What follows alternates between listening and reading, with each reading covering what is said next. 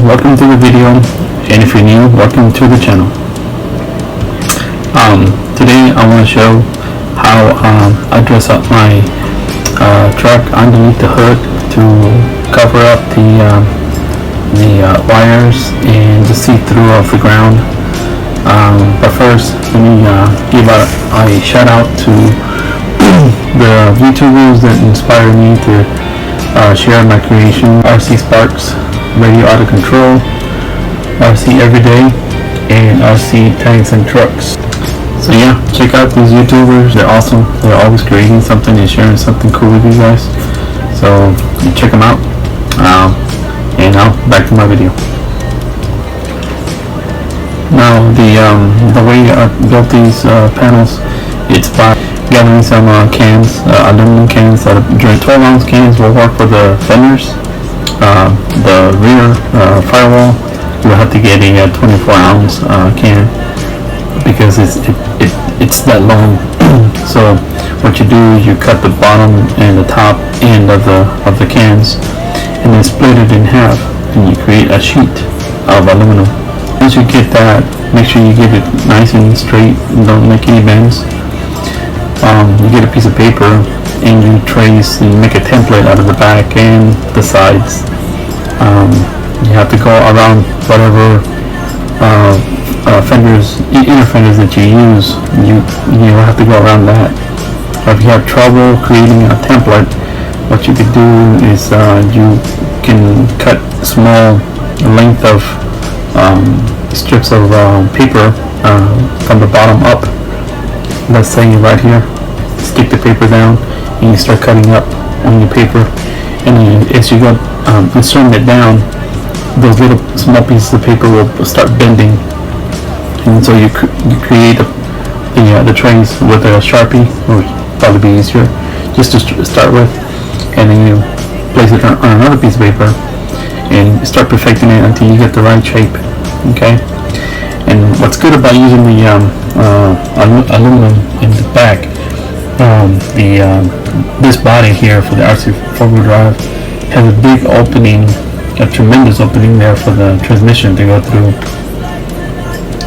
And with the aluminum, what you can do is you can make that opening a lot smaller, and it gives it a better appearance. Once you get the template, you trace those templates. You may want to double check it and make sure they're fit properly. You trace those templates to the aluminum. Once you get the template, you trace those templates. You may want to double check it and make sure they're fit properly. You trace those templates to the aluminum sheets that you have aside ready to go, and make sure you're putting the template on the side that's all aluminum, one color, not where it displays the logo of your beer or your drink. Okay, so once you do that, you trace it on there, and then you carefully cut it around with some thin snips or something that cuts the aluminum. And once you do that, you double check your fittings. Once they fit, and once you start bending them, like right here, see how I bended that right there? Once you get that going, then you can you make a small hole on the far right and on the far left. And for that, you're going to need some of these micro drill bits from the Dremel department. You can use a 132 or 164 size. If you don't have a drill that's got a small chuck enough to fit those bits, you can get a Dremel or borrow a Dremel, and you get the adapter to hold those bits. And what you do, you make a hole on the aluminum by itself, kind of gauge it where you want it on the far right and then on the far left.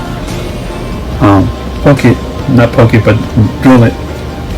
And don't be afraid that the drill bit's gonna walk on you.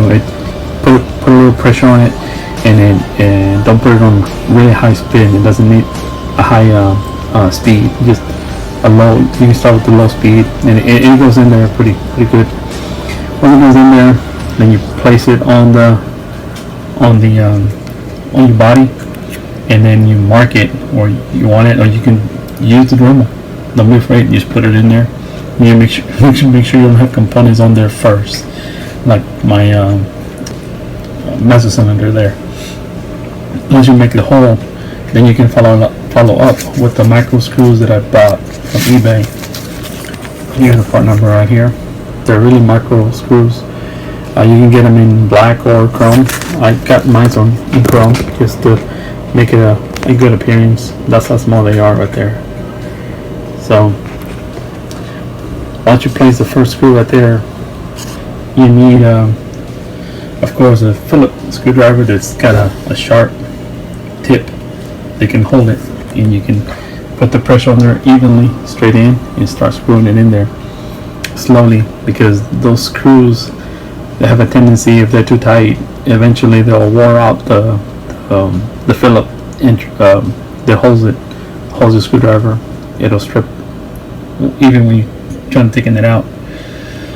So make an adequate size drill bit size to go in. It's not too loose, of course.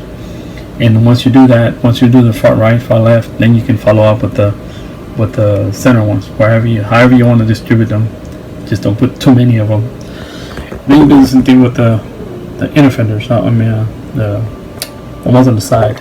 You make the one on the left, and on the one on the right, and then you can put two on the center, or three, or I only put one. The inner fenders here,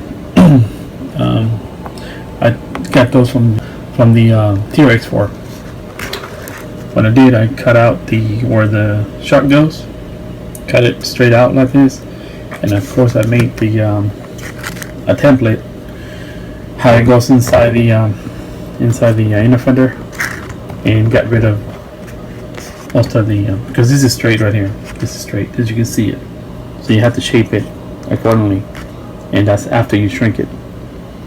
Then you put it in there. Inside, it's going to take a few tries to get it right. And once you get it right, then I pretty much use super glue, and you can tell this one here how it's glue on there. But what I've done on the other side, I put a stranded wire and ran it across the crease, and it kind of hides that look where it was split. And I kind of like these fenders because it's got that nice curve, like a natural curve of like a real one. This one here will be covered with a battery later on. That one I'm not going to mind leaving it like that. This one here could be covered.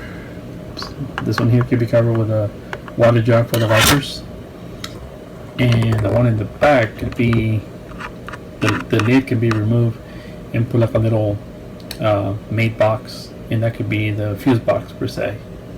So I'm not done with it. It's a work in progress, but yeah, this body used to go on a blazer that I have on a video, and I'm trying to move it over to